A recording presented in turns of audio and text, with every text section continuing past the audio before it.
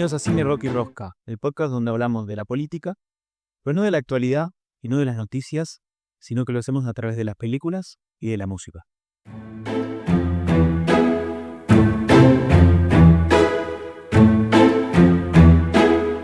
Buenas, ¿cómo andan? Hoy estamos en el quinto capítulo de este podcast.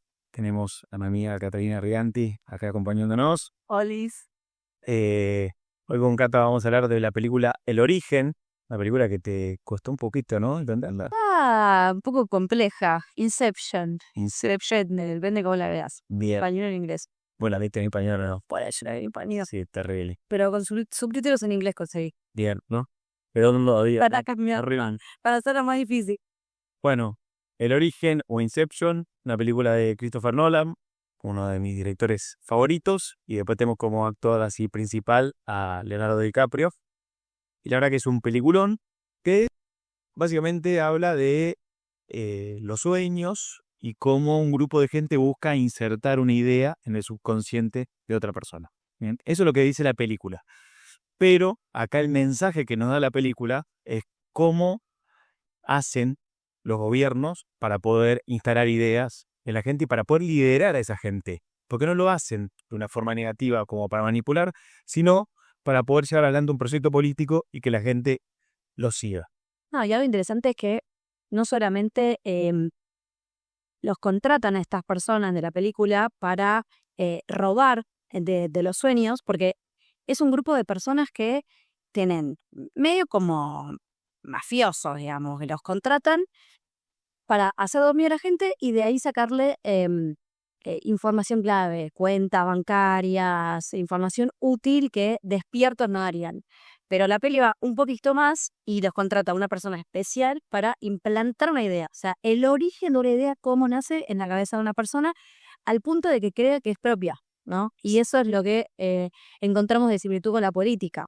Como qué ideas son nuestras y qué ideas nos implantan. No, algo que marcás ahí que para mí es clave, que vos dijiste que ellos venían acostumbrados a robar ideas en los sueños, pero acá tienen que hacer lo que se llama Inception, que era un proceso mucho más complejo que es instalar una idea. Entonces ahí es lo que tienen que planificar un robo, en realidad una instalación de una idea que tiene 3 etapas. Una es que la persona, esta persona Fisher, que es, no sé si lo dijimos, me parece que no, es un empresario, hijo de De Peaky Blinders. O sea, lo tenían en la cabeza. Cillian Murphy, actorazo, Divino. hijo de un gran empresario, y que hay un empresario competidor que quiere que esa persona, que Fisher, abandone el negocio familiar para poder competir libremente en el mercado. Bien. Ok, con todos los mandatos que eso tiene atrás, ¿no?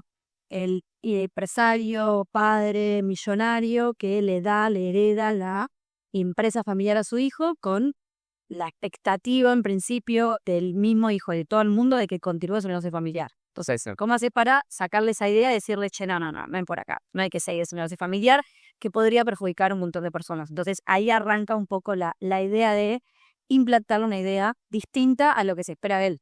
Exactamente, sí. Que ahí básicamente el tema es, ahí buscan 3 niveles de inserción de la idea. Porque era muy complicado hacerlo, no es fácil, porque además la persona estaba entrenada para poder defenderse de cualquier inception que le querían hacer.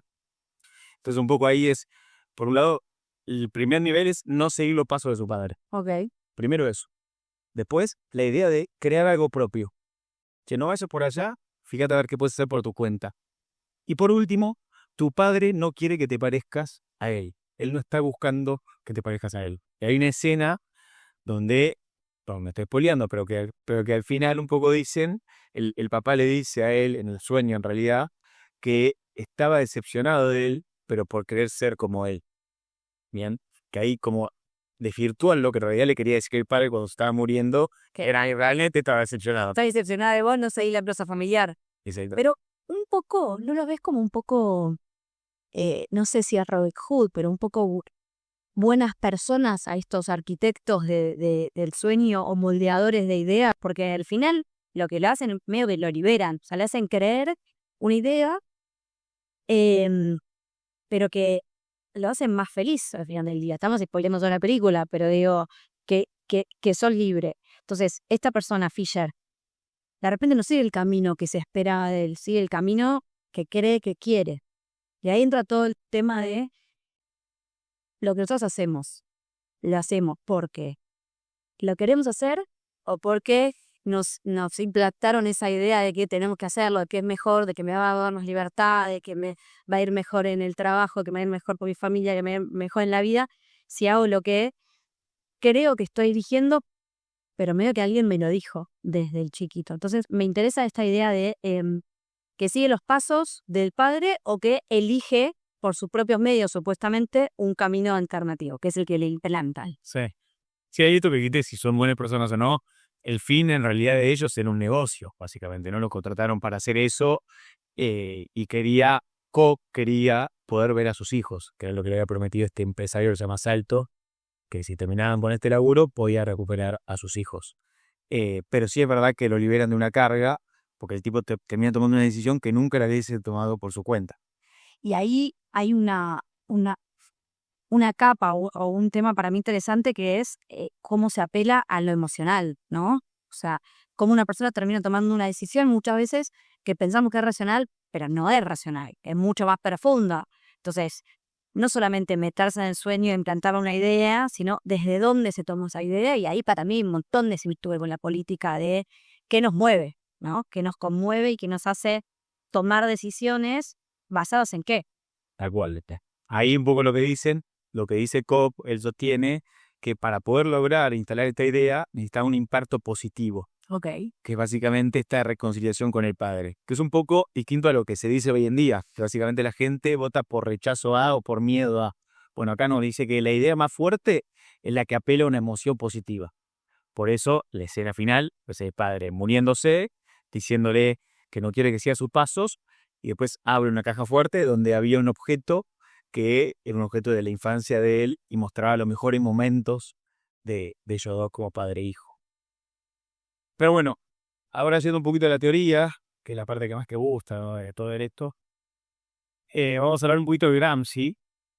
¿Qué pasa con Gramsci? Pensador del 1900, estuvo preso él escribió un montón de textos estando preso. Y este lo escribió en 1930, habló un poco de lo importante que es poder. A ver, él habló de la batalla cultural. Bien, ¿qué quiere decir esto? Que básicamente los estados siempre pensaban que para poder ejercer el poder lo tenían que hacer a través de las leyes, a través de la coerción, a través de imposición. Es lo que dice, no.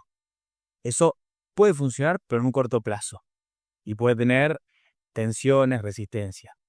Los gobiernos tienen que ir por la cultura.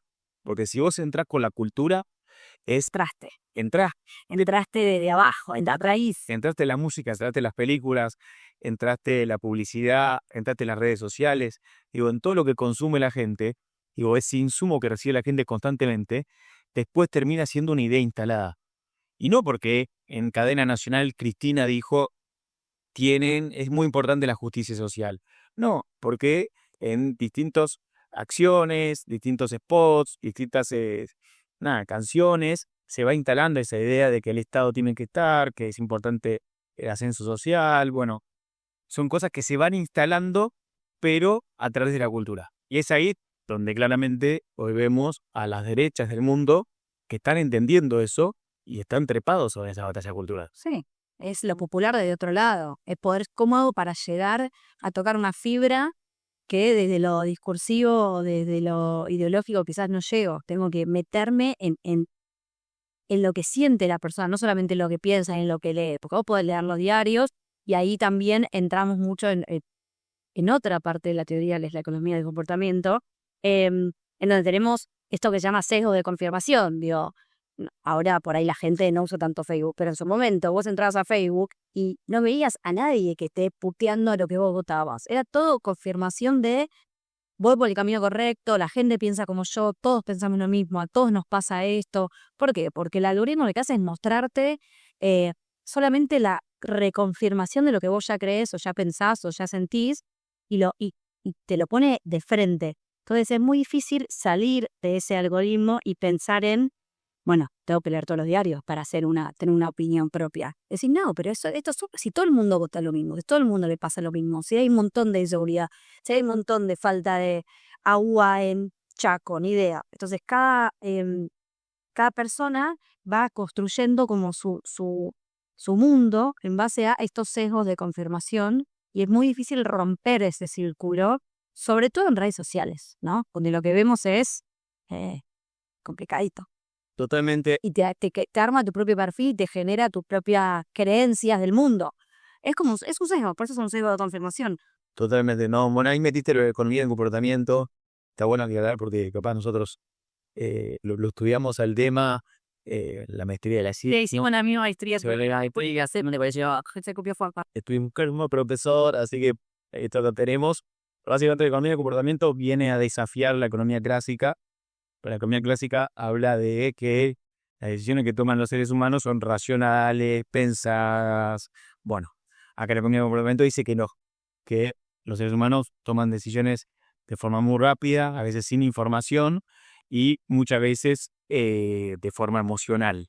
Entonces es ahí donde hay que aplicar ciertas políticas públicas para que la gente tome, no solamente políticas públicas, sino también políticas comerciales para que la gente tome una determinada decisión, para moldear una conducta. Y hay algo ante el sesgo de confirmación, que ese es uno, digo, que es muy claro, digo, la gente consume y se rodea de gente que piensa como ella, y eso hoy con las redes sociales se potencia mucho más. No salís de eso. Ahí está el desafío de uno, decir, bueno, saber que esto funciona así, que las redes sociales funcionan así, que los medios de comunicación funcionan así, y buscar informarse de distintas maneras, hablar con gente de distinto a uno, para poder salir de ese sesgo de confirmación y salir de esa sesgo y potenciarla en uno mismo. Pero al final del día, se me viene de vuelta lo que hablamos un rato del 2001, de cómo votan las personas y qué las cosas los movilizan. Entonces, vos por ahí hablás con tu entorno, te intentás formar o tenés este sesgo de confirmación, pero después al final del día, en el 2001 hubo un montón de gente que ponía un salame adentro de la boleta, de la urna, o un voto en blanco, desde lo visceral, de decir como esto me pasa y necesito demostrarlo.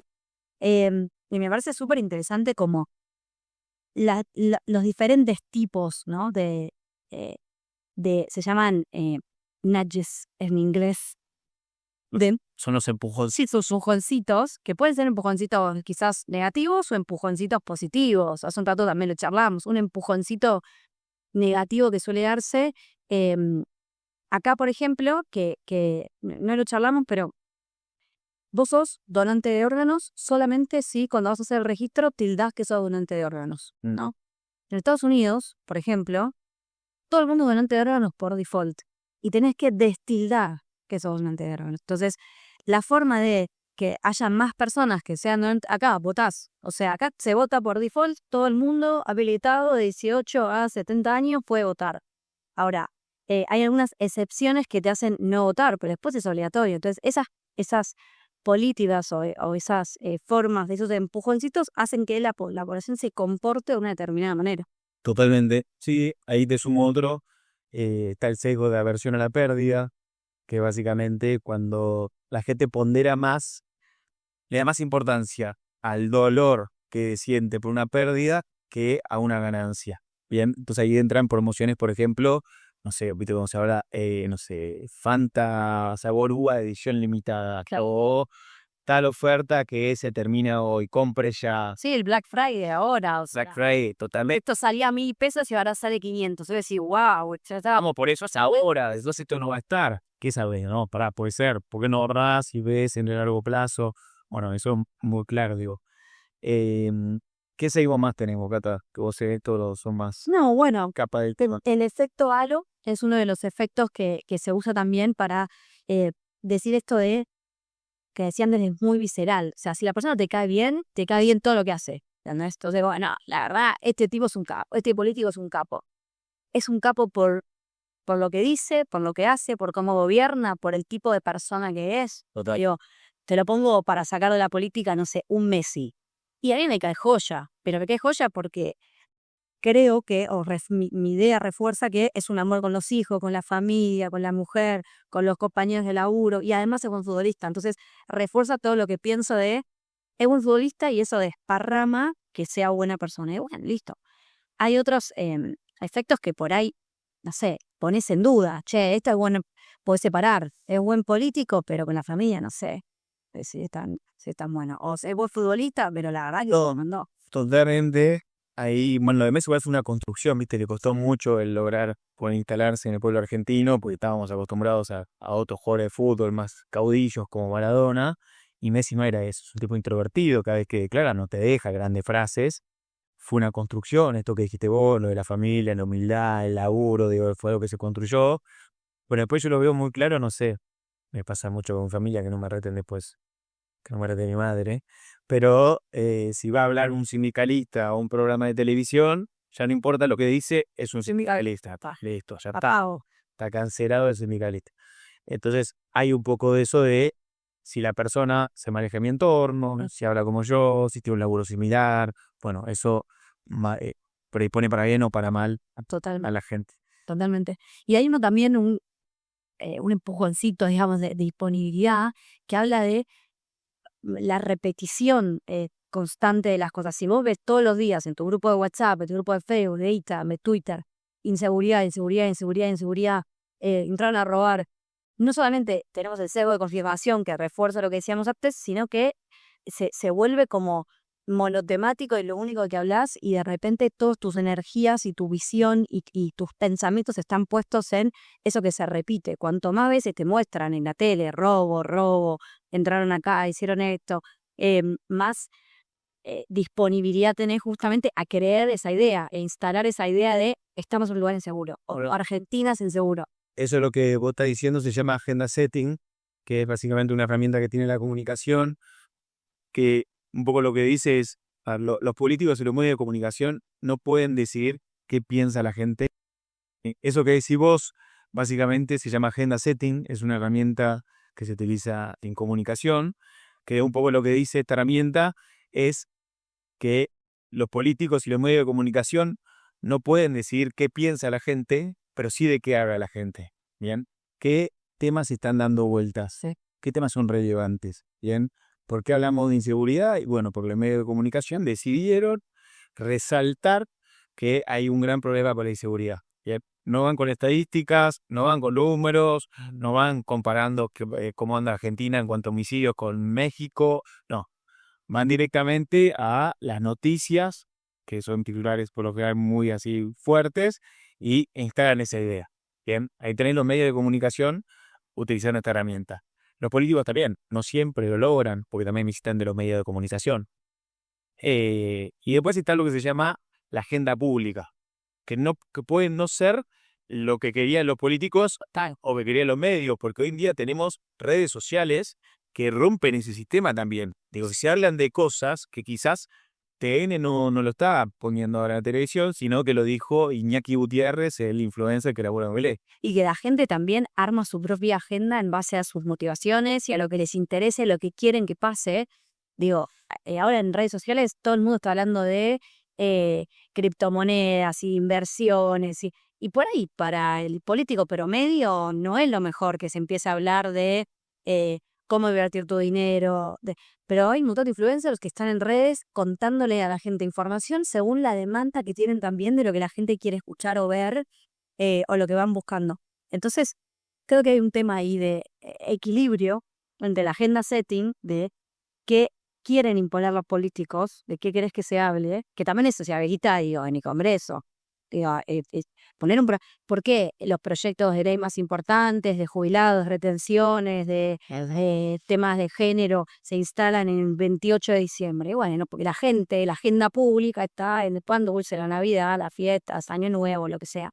Entonces, vos tenés una agenda setting que decís, bueno, yo tengo una agenda que la quiero, o le quiero dar mucha rosca y le quiero dar visibilidad, o esto hay que hablarlo, pero que pase rápido. Y por otro lado tenés la agenda pública en donde necesitas también escuchar y prestar atención para vos no quedar descolgado y no salir a hablar de qué seguro es el país donde vivimos cuando tenés una tasa de homicidio que decís, no se condice. Y lo mismo las sensaciones, esa sensación que se genera de inseguridad por lo que la gente dice o cómo se maximiza, o cómo hay fake news también a veces, ¿no? Que te instala una idea. Tú viste las emociones, para mí es clave, digo, si vos vas con números a hablar de la inseguridad, no interpelás a nadie, pero si vas con un caso ribombante de alguien que mataron, qué sé yo, ahí es como eso, de repente puede ocupar la agenda pública de la gente. Y también porque hay la gente se identifica, ¿no? Se identifica mucho más con Marta, que le entraron a robar, que con un número de tatuado o estadística, no sé. Bueno, retomando un poquito esto de el poder de las ideas, ¿no? Y de las ideas con poder también, porque son ideas que se insertan en la mente de las personas y que tienen un cierto poder atrás, y que dijimos al principio que la política lo usa mucho. Pero viniendo un poquito más cercano en el tiempo, nosotros que somos así muy jóvenes, estaba pensando, por ejemplo, cómo los diferentes gobiernos y los diferentes periodos de la historia fueron implantando, de cierta manera, ideas en la mente de las personas, ¿no? Muy marcadas, que también hacen a la diferenciación entre partidos políticos, ¿no? No sé, del 2011 para acá, para hacer un recorte un poquito más breve. La idea de Cristina era full estatismo, el Estado enorme como garante de todos tus derechos, todas tus libertades, de todo lo que podías ser y hacer, y también que tenía que cuidarte y protegerte, pero darte todo, ¿no? Entonces lleva un Estado y un pensamiento de mucha nacionalización. No sé cómo lo viste esa. Sí, para mí sí, claramente era un discurso muy nacionalista, muy de nosotros, podemos hacernos cargo de nuestro país, no necesitas a nadie. Estados Unidos entra en nuestro país, somos nosotros, los empresarios son los malos de la película. Los empresarios los tenemos enfrente, ellos, más el grupo Clarín, quieren arruinar el país, quieren mantener el poder para unos pocos. Sí, habla mucho de esto del pueblo. El campo como enemigo. El campo como enemigo. Bueno, pero eso, sí, tal cual. Eso fue ya en 2008, pero para mí fue ahí un tema que para sí, se le fue de las manos a Cristina. De hecho, se habla mucho de que Néstor no estaba conforme con eso y no sabía cómo iba a seguir el gobierno de Cristina después de eso, porque él supo mantener ese equilibrio y Cristina se sobregiró y terminó en esa situación que no era algo que querían, pero bueno, es el motor productivo del país. Pero sí, mucho de esto de pueblo contra la corpo, el pueblo contra los empresarios, el pueblo contra Estados Unidos, digo, mucho de eso y mucho de lo nuestro, ¿no? Lo nuestro en todo sentido. Maradona es nuestro, San Martín es nuestro. Bueno, ahí es un poco también la apropiación de lo popular dentro de lo cultural, ¿no? Esa apropiación de la cultura nuestra, es de los barrios, viene de abajo, nos iguala, nos hace a todos ser lo mismo. Totalmente. Y eso caló muy hondo. Y bueno, y así sacó 54%. En 2011. Una bestialidad. Totalmente. Y hasta tomó una bandera del radicalismo que eran los derechos humanos. Claro. Se apropiaron de la memoria, se apropiaron en toda esa época, la tomaron ellos. Agenda setting, full. A full agenda Z, porque además, si vos lo ves bien, el peronismo en esa época, cuando se formó la CONADEP, no estaba a favor de ir en contra de los militares. Ese peronismo buscaba la amnistía. Entonces es muy loco como Cristina y Néstor también lograron apropiarse de eso y lo corrieron a hacer una bandera y hacer de nunca más una bandera propia también, cuando en realidad, bueno, y no venía de su lado. ¿Y eso cómo lo hicieron? Bueno, mucho personalismo, digo, mucho de las cadenas nacionales de Cristina, ¿te acordás lo que era eso? No sé, semana de por medio había cadenas nacionales, donde ella le hablaba a la gente. Casi de Truman Show. El cosa aquí. Una cosa de loco. Mi hermano ahí mirando y vos estando 2 horas en la frente de la tele para ver qué iba a decir hoy para ver qué veía de mi futuro. Total, ¿no? Y había como una cosa muy de generar el vínculo, ¿no? De ella con vos, contándote qué es lo que estaba haciendo, dando su mensaje ideológico, nada, una instalación muy fuerte de eso, y después, bueno, a través de las canciones, de los medios, bueno, se tenía un medio propio, 678, digo, era un canal que sabía que hablaba a favor de Cristina. Bueno, después empieza mucho así decir radio, o sea. Todo, sí, tenían todo tomado. Hasta que después, bueno, tenían una confrontación con Clarín y creo que ahí ya se empieza a abrir el juego. Pero bueno, después ¿quién tenemos? Tenemos a Pues también hablan un poco esto de las ideas contrapuestas, ¿no? Del poder, pero cómo van generando un enemigo. Digo, si vos tenés una idea muy arraigada de un modelo del país y de repente enfrente tenés un modelo completamente opuesto y una idea de país completamente opuesta, esa persona pasa a ser tu enemiga y ese grupo político o ese partido político pasa a ser tu enemigo.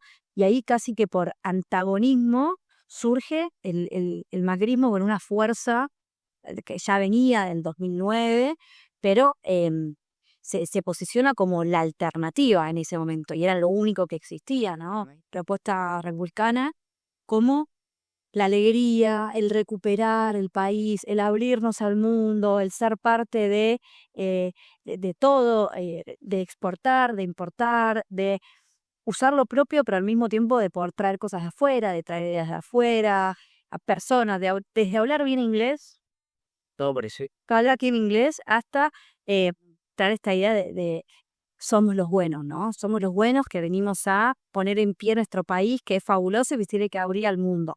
Y recupera el vínculo con los empresarios. Total. Básicamente, su gabinete eran todos empresarios importantes que entran a la gestión pública y empiezan a hablar un poquito de la meritocracia, de los emprendedores, si vos te esforzás y te formás y qué sé yo, podés llegar a ser exitoso. Sí. Empieza a integrarse esa idea, pero al mismo tiempo, algo que hoy día le critican los libertarios a Macri, mantenía un Estado presente. Total. Digo, se duplicó la cantidad de planes sociales durante la época de Macri, digo, en ese sentido, los servicios también, haría obra pública, digo, era un Estado presente.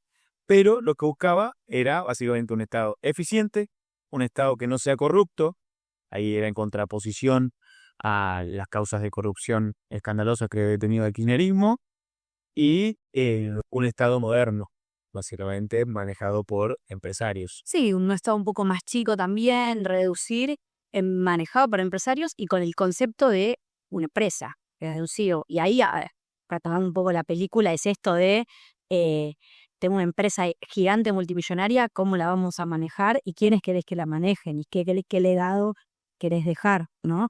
Y también este tema que decías de la meritocracia y de la esperanza y de si te esforzás, salís adelante, que para mí también se pone en contraposición con el peronismo eh, enterrando la meritocracia como diciendo, pará, no podemos empezar, no podemos, no sé, jugar todos en el mismo partido si la cancha está equilibrada, si no ya partimos de la misma base, si no tenés los derechos básicos garantizados, si no tenés los derechos humanos cubiertos. Entonces, hay un tema de los pro-meritocracia versus los anti-meritocracia como concepto que hasta el día de hoy está súper arraigado en la sociedad y son ideas de esfuerzo, pero al mismo tiempo de cómo hacer para tener esas oportunidades, ¿no? Totalmente. Bueno, después más que viene Alberto Fernández, que cuando yo pensé en Alberto Fernández pensé en el tipo que no supo instalar ninguna idea, básicamente, porque realmente no me quedan 2, 3 conceptos de su gestión, pero hay algo que hay que tomar, que es la pandemia. Digo, fue una gestión que si la recordamos es por la pandemia y cómo él vendía a su gobierno como un gobierno que te protege frente a lo peor de lo peor. Sí. Vos salís de tu casa, vos no cumplís con las normas, moriste. Básicamente era ese el rol del Estado, un rol que te salvaba la vida.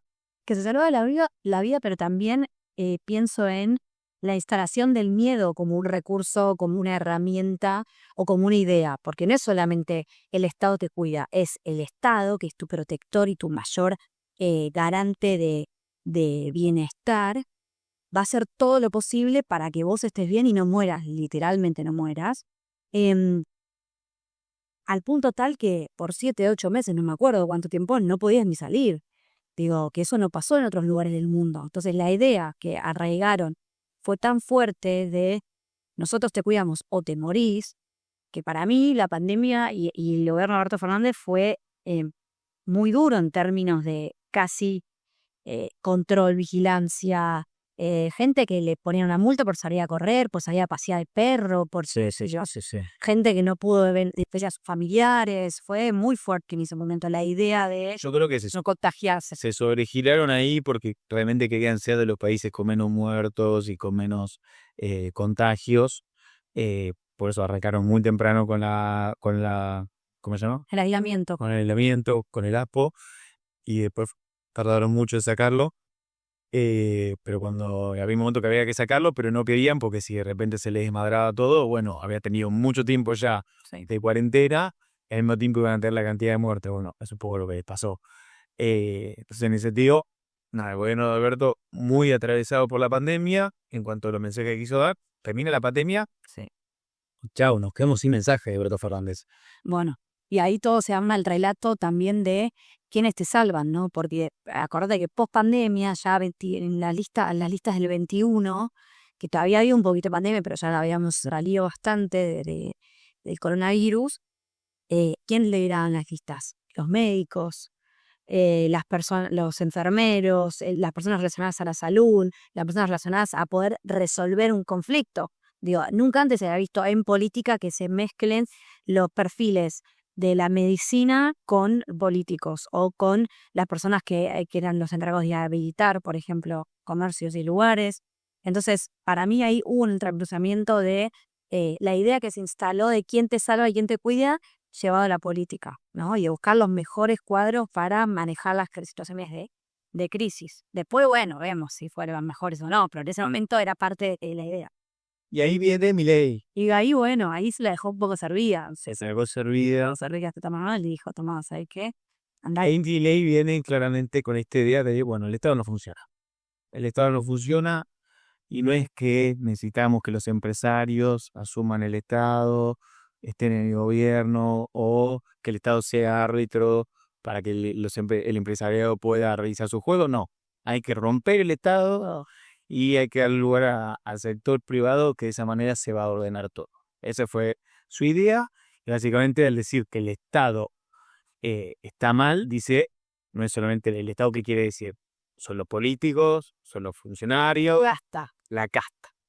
Los metan todos en una bolsa y dicen, ustedes son el mal de nuestro país, y todos realmente convencidos de que eso es así, y lo siguen ahí como si fuese un outsider, un héroe mesiánico que viene a terminar con esa casta. Pero háblame de Inception y de instalar una idea en lo profundo del subconsciente, si no es la casta. ¿Cuándo habías escuchado la aparición de la casta antes de Milei? No, claramente. Entonces, el tipo lo que vino a hacer es muy profundo en el inconsciente de las personas, instalar nosotros y ellos, y ahí combatirlos. Y yo no formo parte de la casta, ellos son la casta. Entonces, vos, que sos vecino, acompañame a esta cruzada de eliminar la casta para siempre, y ahí entran un montón, entran los empresarios, ahí es una volteada, entran los medios. Se lo con todos. Entonces, puedo tocar una fibra que, volvemos a lo de antes, emocional, que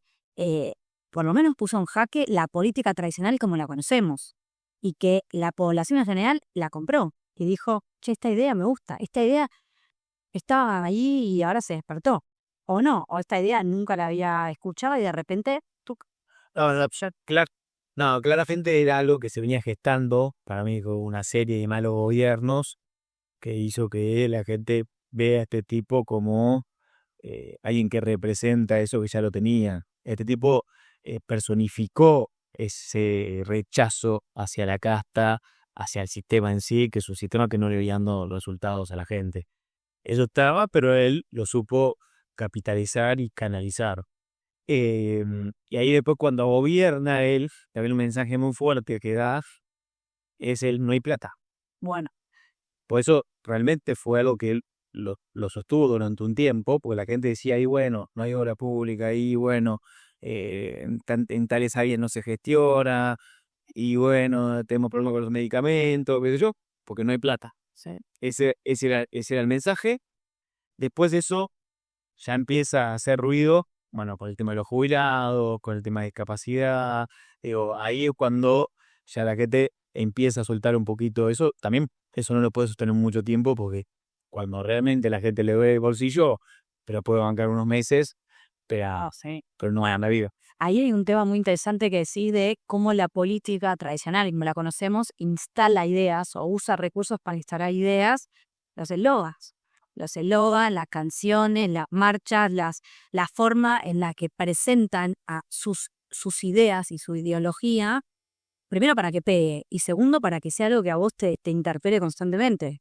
este no hay plata, digo, es una frase que quedará por los siglos de los siglos, así como cada época histórica tuvo su frase de cabecera, de él sí se puede, de Macri, que fue instalar una idea de sí, podemos recuperar el país, podemos volver, podemos, digo, no sé, todas las que se te ocurran.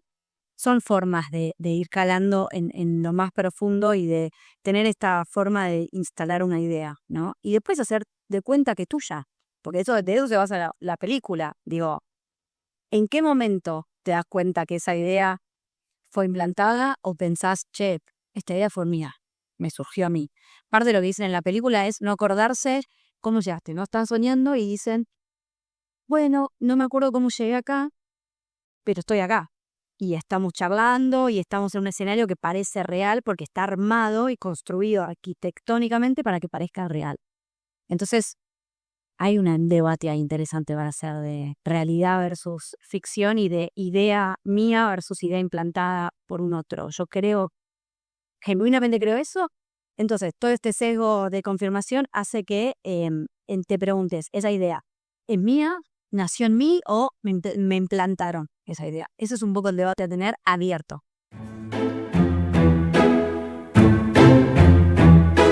Hasta ahora estuvimos viendo, tanto en la película como en casos argentinos, cómo se buscan instalar ideas y muchas veces la gente termina apropiándose de esas ideas, ¿no? De esos conceptos. Y cómo hay herramientas para poder hacer eso, ¿no? Hablamos de la economía del comportamiento, hablamos de la agenda setting, hablamos un poco de la batalla cultural, que es esta intención que tienen un montón de políticos y movimientos de querer ganar esa batalla cultural y poder imponer ciertas ideas. Y ahí es donde me entra en la cabeza el dilema de si todos nosotros somos manipulables, qué tanta responsabilidad tenemos sobre eso, ¿no? Sobre lo que creemos. Sobre lo que queremos, exactamente. ¿Qué debate? O sea, ahora grieta.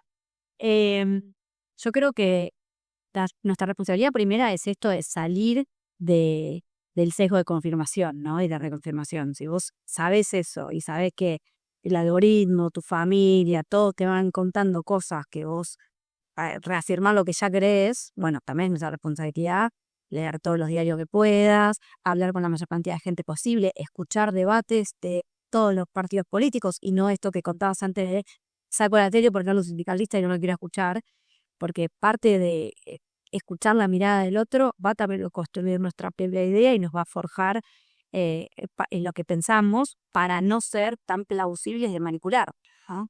Sí, yo comparto gran parte de lo que decís. Ahí el tema que tenés es que la gente labura, quiere llegar a su casa, darle de comer a sus hijos, tirarse a ver la televisión, capaz, scrollear un poquito de las redes sociales. En tu algoritmo. Pero digo, nosotros estamos muy involucrados, de hecho damos un taller sobre esto para que la gente se involucre, participe, qué sé yo, pero la verdad que la gente está en otra, entonces de repente se encuentra con algo en BTN y ven que le dicen una cosa, después se mete en la red social y le llega lo mismo, y bueno, se queda con eso.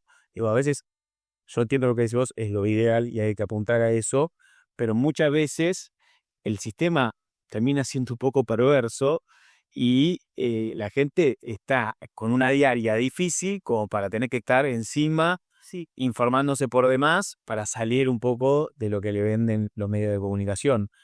Yo creo que tiene que haber, de alguna manera, se tiene que regular esto. Para mí, como está hoy, puede llegar a ser peligroso. Hay un uso de los datos muy peligroso.